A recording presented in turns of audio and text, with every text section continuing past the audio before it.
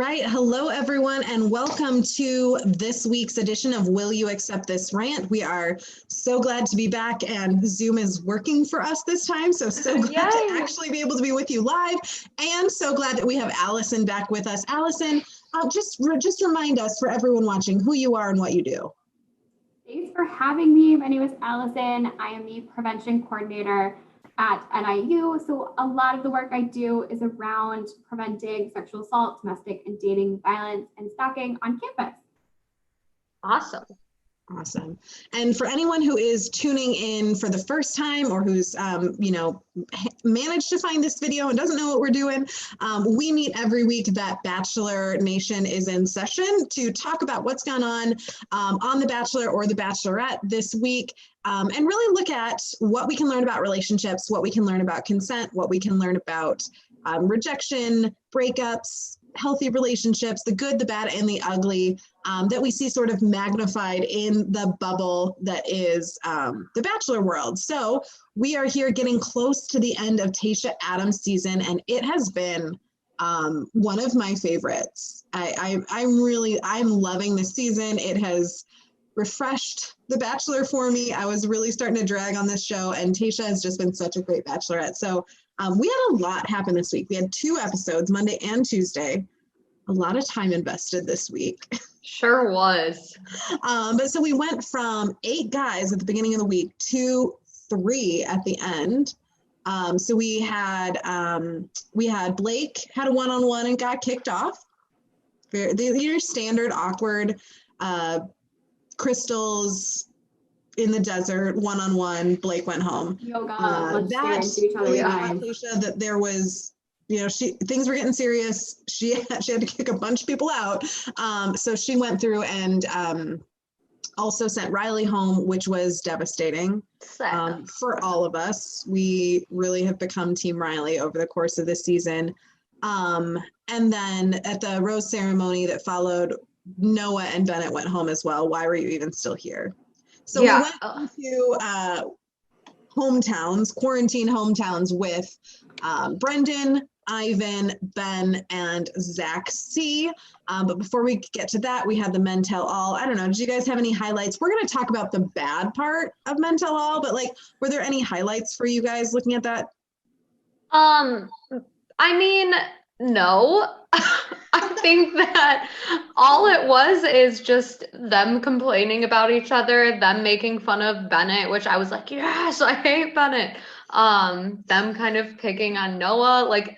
Nothing really stood out to me except for Riley and how great he was, but I'll save that for the end. I might be giving my rose. I will say Noah lives rent-free in Bennett's head. Bennett Holy is cow. Still with Noah.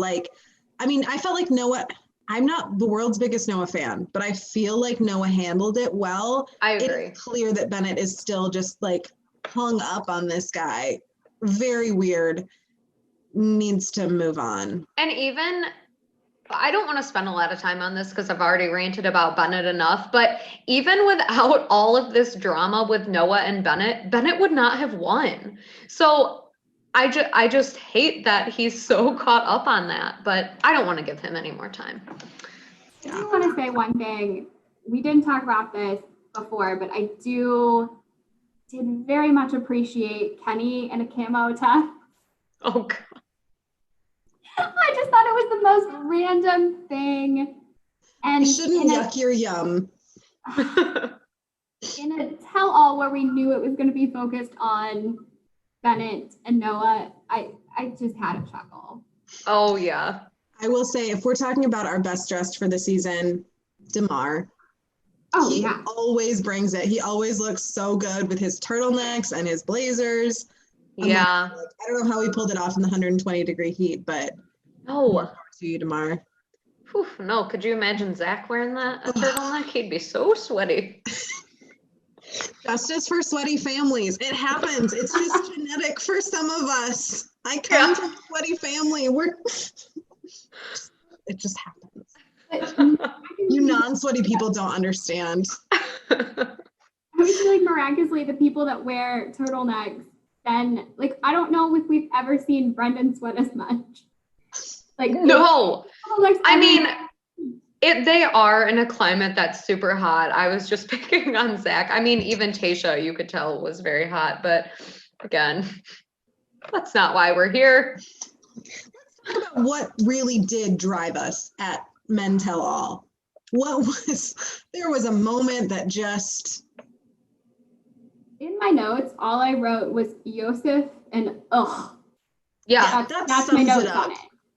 For anyone who doesn't remember, because God knows, like, this was so long ago, and this guy was so bad that they brought him back from Claire's part of the season all the way. We got Jason from Claire. I mean, Claire didn't even come back from Claire's part of the season. Like, no, her and what's his name, or Dale, are just in love, and living their life. But we had to bring Yosef back because he was so bad. So on Claire's season, if you guys don't remember, he's the one who got his undies in a wad about people not having undies on for, various states. The strip dodgeball, which whatever, there were issues. We've talked about our issues with it, mostly around consent and coercion. But the guys who were all there, they talked about it at the Men Tell All. They're like, we were fine with it. We didn't have an issue. Yosef, however, who was not on the date, decided that this date meant that Claire had some sort of huge moral failing and she was a terrible person. He didn't want his daughter, like, learning from someone like that, blah, blah, blah. So super judgmental of Claire, and basically said, she's a bad person. You're the oldest bachelorette. You're a disgrace. Just yelling at her, making her feel super unsafe. You know what, Linnea? You have the dead rose. Can we just give it now so we don't have to backtrack? Now. And I'm going to give the good one now, too. We're going to change it up. Yosef is terrible. He had every chance to go back and say, you know what, I was out of line. I shouldn't have spoken to Claire that way. I have my issues with that, but like, I didn't handle it well, or, I disagree with this for this, and this reasons, but I see why that I shouldn't have directed that at Claire, or I see that I set a bad precedent. Like, all the guys said, would you want someone talking to your daughter that way? He doubled down and said yes. Chris Harrison gave him every opportunity to say, like, just say that you regret something about this. Say that anything. You don't even have to say that you regret disagreeing with Claire on this. Like, you can say, clearly Claire and I were not compatible, but I shouldn't have said it that way, or I shouldn't have talked to her that way. He had every chance to walk back any single part of that, and he doubled down. And one thing that I do want to say about him. So when he was given this chance to, apologize and say, I'm sorry, Claire, publicly, I really acted out of line. One of the other guys, I think it was Riley, was just like, you're such a terrible person. And Yosef's response was, I'm sorry you can't express how you're feeling like a man, which I think is ridiculous. It gives us that whole sense of toxic masculinity, expressing how you're feeling like a man. We shouldn't have the standard of men need to express their feelings so aggressively and just violently. He was so demeaning. So I hated that he said that. My blood was boiling through the whole thing. So yeah, Yosef is toxic masculinity, like, embodied. Yeah. I can't believe people are so, I mean, I can believe it. I see it every day, but like, it's just so obvious. I think people think that like sexism is not a problem anymore, or misogyny has gone away, or at least it's more subtle.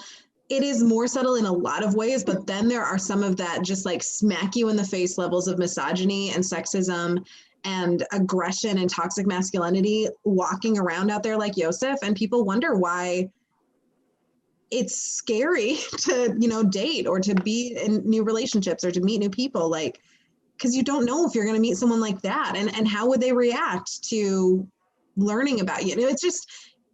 It's really scary. And one of the things that bothered me most about that, I mean, I don't like what Yosef said. I don't like how Yosef acted. I don't like that he doubled down on that. I don't like that he uses his daughter as an excuse to say that he must be a good person because he's a father of a daughter. I don't like any of that. But Yosef is one person. Like, I never have to interact with Yosef. No one ever has to go on a date with him again. We can just put Yosef out of our minds and not worry about it. But the thing that bothers me the most is that Yosef knew he was tapping into a culture that approved of what he was saying. because Yosef had the chance to apologize. Everyone gave him that chance multiple times, and he didn't take it. And if you go on this kind of a public show and you make those kinds of statements, I mean, we've seen Bachelor contestants before struggle to find work after this, or struggle with their mental health, or struggle with how people think about them and talk about them publicly. Like, that blatant display of misogyny should have gotten Yosef fired, should have gotten Yosef, ostracized from his community. People should have looked at that and said, I don't want to be associated with him professionally or personally anymore. He had that chance to say, I'm sorry, let me, even if he's lying, so that he's not going to face those consequences anymore. However, he knew that he could also double down and be the guy who stood up to feminists, be the guy who stood up for men's rights, blah, blah, blah, be the guy who's tough and, standing up for real masculinity, quote unquote. And he knew that he would get enough support if he did that, that he didn't have to worry about losing a job, losing professional opportunities, losing friends. He knew that he could get away with having these attitudes very publicly and not face any sort of accountability. And that says something about our culture.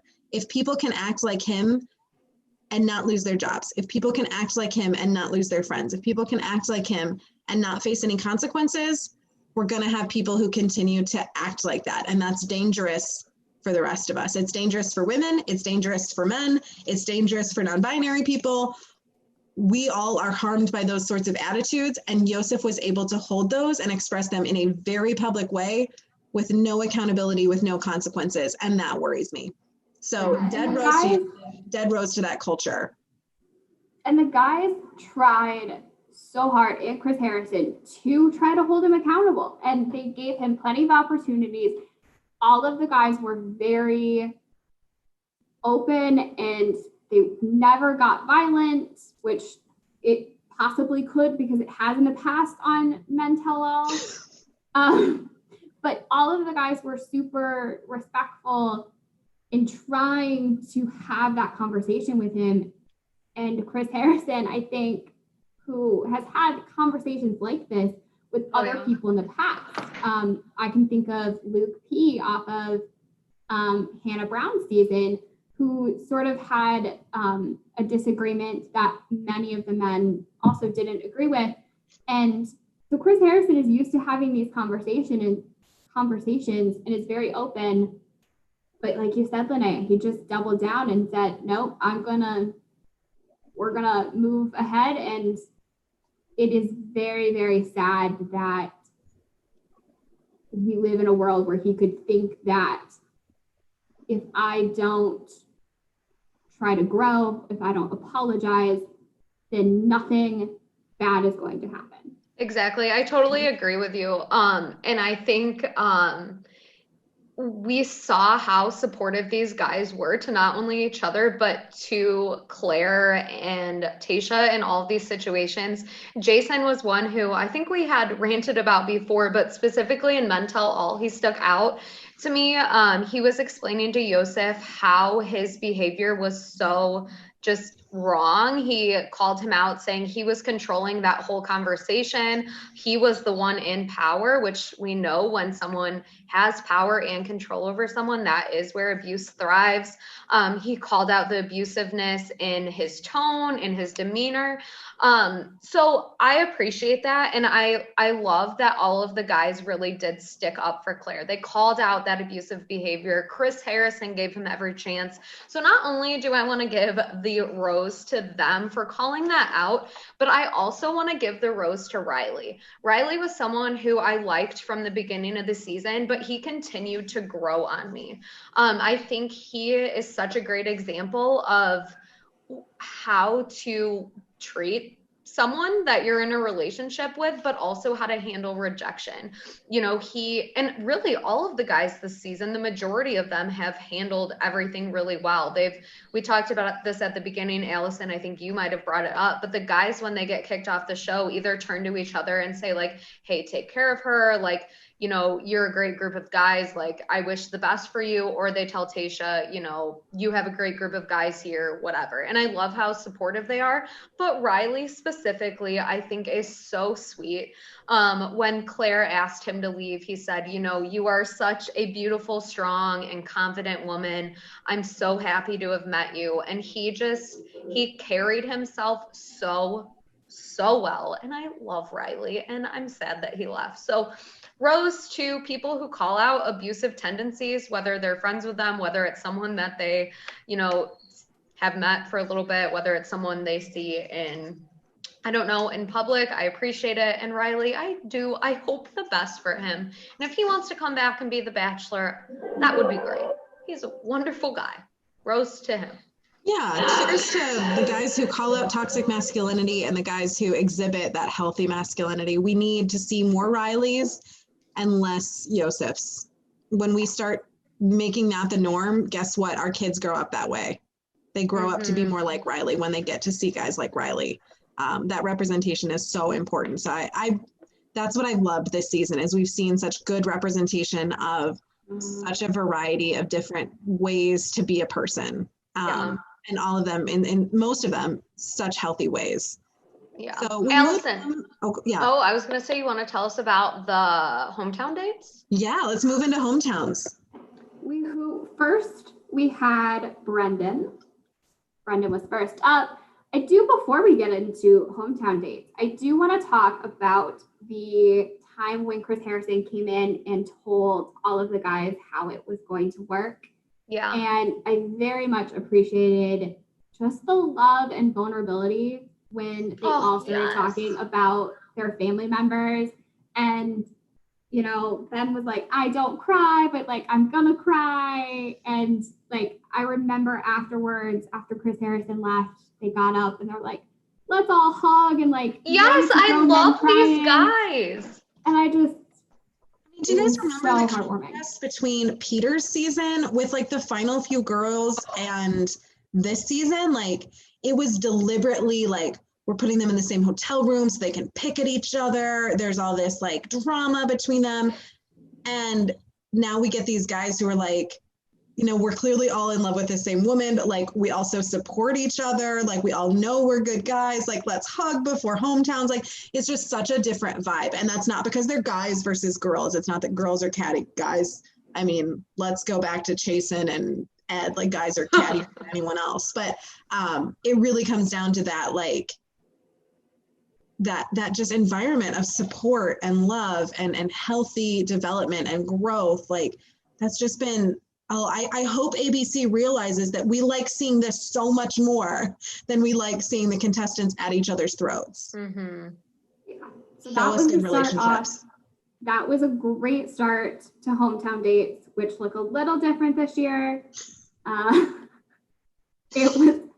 got to be the lowest budget production has ever seen for The Bachelor, because we're bringing in, you know, carnival amusements, ring tosses, and cardboard plywood taxis. Like, they couldn't even like rent a skee ball machine or something. Like, come on. I know we're doing this on site, but like, come on, rent a skee ball machine. Or like, you had a Ferris wheel before, rent a Ferris wheel again. Like, come on. So Brendan's date, we got to see his niece, which was such a cute addition. Brendan's brother and sister-in-law and his niece came and had the carnival date, and they were just a cute family, and you could tell he was very, very close to his brother. I loved those conversations. I think that went very well, but I also think Brendan sort of brought up what sort of the storyline we've seen with Brendan, which is he ready to actually propose at the end of this? Mm-hmm. We sort Just of fair. see, right? Totally fair. I mean, you know, 4 weeks, 6 weeks, something like that. So we'll see how that plays out. But I loved Brendan's date. It was super cute. Yeah, I liked Brendan's date a lot too. I think seeing him with his family gave me a little bit more confidence in him, because we have heard him say, he's not ready to propose. He's kind of been standoffish, but I think it gave him more confidence to bringing Tasha into that environment and just seeing like how their life would be. You could tell that she was pretty comfortable with his family too, which I think is important. I don't know if you guys feel this way, but after her and Zach's like New York date, I felt like she wasn't super comfortable with his family. His brother was kind of aggressive in the questions that he was asking her, and I don't know, I just felt like she was a little more standoffish with Zach's family than she was with anyone else. Yeah, I definitely got a like less of a vibe of I feel comfortable. Like, I mean, and it's true that you're the family of the person you're with, whether it's a chosen family, biological family, whatever kind of family, friend group, like it's not just the person that you're dating. And we talked about this before, but like how your partner treats other people is something you want to pay attention to. Yes, in abusive relationships, you often see that you're treated better at first and then worse later than the way they interact with other people. And that's something to pay attention to. But also, if you're dating someone who has a terrible relationship with their family, or they treat their mother or their sisters really poorly, or they, if it's a bad relationship that's not based on trauma or abuse or mistreatment from their family, but they're not able to interact well, that's something you want to pay attention to because you are becoming a part of that family. And like speaking from my experience, like with my in-laws, my mother and father-in-law, like they're my parents. They're just like my parents, it feels like I'm a part of that family. Yeah. And I think Tasha was looking for something like that where she felt like she could fit in. And Well, it might have been different, but I didn't get quite that same comfortable vibe with Zach.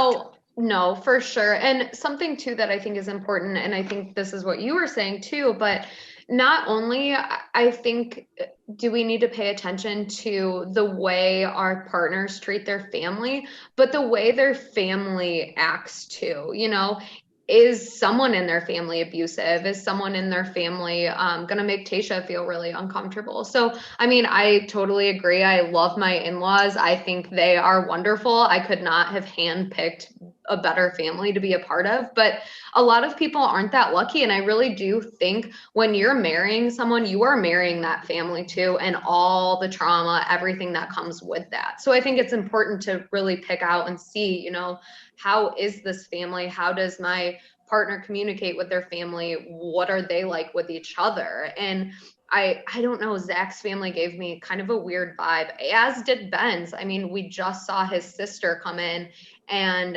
I understand his dad's a doctor and it's COVID, but I do think there's something more there. And that doesn't diminish like Ben's ability to be in a relationship or mean that like you have to have a good relationship with your family to be able to have a partner, or like if you come from a family background with trauma or with issues that like you can't be a good partner, or that you have to introduce your partner to your family. Absolutely not. However, like, have you processed that stuff yourself? Because that will impact you. Your family's patterns of interaction will impact you either through you repeating them or through you having processed them and developed healthier coping skills. Or if you grew up around people who couldn't communicate, have you learned how to communicate? If your family isn't close at all, have you processed that? Which is the vibe I'm getting from Ben. Like, I get a vibe, and I could be wrong, this is just my vibe check, I'm getting a vibe like he has some walls with his parents.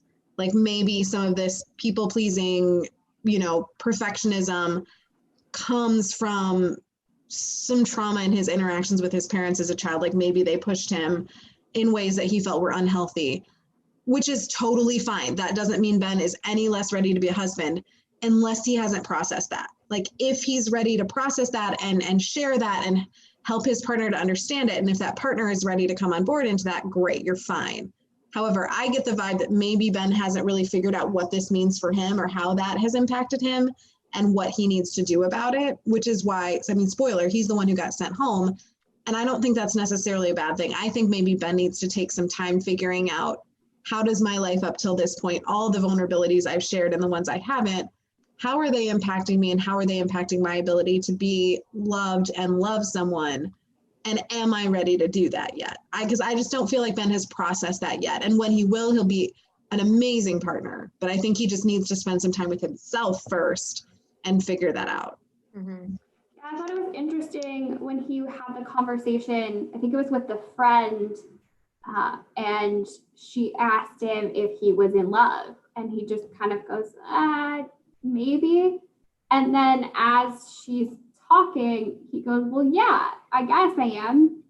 And he says he's going to tell Tayshia. And then we see at the end, after their date, he doesn't say it. And I think that, I mean, there's a lot to unpack there that I think you're right, Linnea. There's probably more within himself that he needs to figure out because, you know, it's hard to say for some people. And that's, I mean, it's everybody's own difference. But there was a lot more that he could have said or opened up in different ways that wasn't an I love you, but still was open to Tayshia and also explaining that, you know, this is sort of my history here. And I think Tayshia would have been open to that. So I think it wasn't just him not saying those words that night, but sort of that pattern of not being able to, I don't even want to say explain why he can't, but just acknowledge that maybe there's still something he needs to work on. Yeah. I think just while we're on the subject of Ben, one thing I will say, I think Tayshia was right to send him home. I also understand how conflicted she was about that because she had very strong feelings for him. But one thing I will say is I wish she would have just told him what she needed sooner. Because it was clear she was looking for something, she was needing that clarity, she was wanting that, but she never said that to him that we at least got to see. And I don't think she did. Like, she never said, I don't know if you care about me the way I care about you. I don't know if you are as far along in this process as I am. And it's, you know, I don't know that I can move forward with you if I think I am in love with you more than you're in love with me. Like, I wanted her to feel like she could say that to him, because otherwise, like, I mean, it's really not fair. It's maybe understandable. You still have the right to make the choices you need to make, but it's not very fair to your partner to have these unspoken needs and then be upset that they didn't meet them when they maybe didn't know that that's where you were. Maybe they didn't know that that's what was bothering you. I mean, your partner isn't a mind reader. Yes, it's, you know, we need to be attentive to our partner's needs and we need to be empathetic and, you know, figure some of this stuff out. It's not rocket science, but also if there's something we need and it's a person we trust and care about, we should be able to communicate that to them. Communication needs to be a two-way street. And there was this moment at the end of their date, after she let him go, that's a whole nother thing. But like, there was a moment at the end of their date where they were like getting ready to say goodbye. And, you know, she said something like, something like, I guess I walk home now. Or he said something like, I guess I would like watch you walk home now or something. And she was like, I guess you do, Ben. So. I guess you do. And then she kind of like got up and like clearly her body language was like I need you to say something to me. Like, you know, like it was tense. I felt it. And like, you could tell she was waiting for him to do something, but she didn't tell him what she was waiting for. She didn't tell him. It was clearly that like, I can only, you know, pick this out because I have been that person doing that of like, I want you to do something, but I don't want to have to tell you that I want you to do it. And like, fair, that's how romantic comedies work. That's how romance movies work, that you don't have to tell your partner that. But in real life, sometimes you do. And that doesn't mean they care about you any less. That doesn't mean you're needy. So I do see that, like, I think there is this pressure on women to like, don't be needy. Don't like be open about what you need. Like, just a guy should just know. And if you ask for that, or if you tell them what you need, you're being too high maintenance. And so I just feel like there needed to be more communication on both sides. And I totally agree. But One family that I do want to make sure we talk about is Ivan's family. I think, Obsessed. yes, I love them so much. And I felt like, again, this is only my second season of Bachelor, Bachelorette that I have watched. So you guys can probably speak more to this, but I felt like his family was the most real. His mom was skeptical of the process. His dad was sitting down and like giving advice. And I love that we saw his brother and his brother came back. You can just see such a strong connection. And I think it really showed us why Ivan is such a great guy, because look at where he came from. Yeah, I'm obsessed. We've never seen a family like that. Like, I want to be a part of that family. They seem so great. The conversations the dad had with Tayshia about like bonding, like he was very open about like, I've been through a divorce as well. Like, what did you learn from that? Like, non-judgmental, like connecting.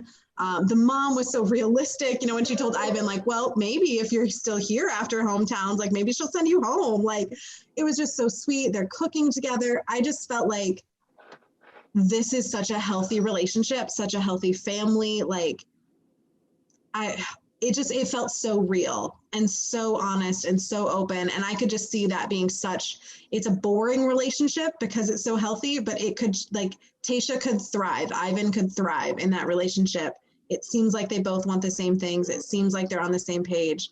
It seems like their relationship could move forward to being that stable, lifelong partnership that everyone says they're looking for when they go on The Bachelor, but very few people end up with. Yeah. So I know we only have a couple of minutes left. There were a few other things that we had talked about, but just check out our blog. I think we'll get up a blog this week, really focusing on how rejection has really been handled so well this week on The Bachelorette. Anything else that you guys want to make sure that we'll tie in there for anyone who's looking for any more loose ends? I don't think so. Do we go? What did you say, Allison? I'm sorry. That was the highlight of this episode. We lost a lot of guys, but they handled it very well. Yeah, they did. Should we all make a guess? This is a week of goodbyes, and then and it went well. Should we make a guess? I was just gonna say, should we all guess our winner? Because next week we'll be back on Wednesday. Allison, if you want to come, you are more than welcome. Wednesday at 10 a.m. But we will know who proposed to Tayshia. Maybe she walked away without a fiance. Who knows? So what is your guess, Allison? Who do you think is gonna propose or win? My guess for final two is Brendan and Zach. And I think if Brendan can do it, I think she will pick Brendan if Brendan's willing to propose. Okay. Linnea. I think the final two will be Brendan and Zach. As much as it breaks my heart, I love our little Ivan and I want him to have all the happiness in the world, but I do think it's going to be Brendan and Zach. And I think my gut is saying Zach. I feel like final two is going to be Brendan and Ivan. And I love Ivan, but I hope that he wins. That's my guess. That's what we've got one vote for each person. Yeah. Okay, we're gonna have to have some stakes writing on this or something. We sure will. Next fall, the person who gets it right gets a drink at Fatty's or something. Well, when that's a thing again. I better win a prize this time. All right, so we will be back next week. We will be talking about the finale. We'll be talking about where Tayshia and the final three have ended up. So tune in next Wednesday at 10 and we will talk to you then.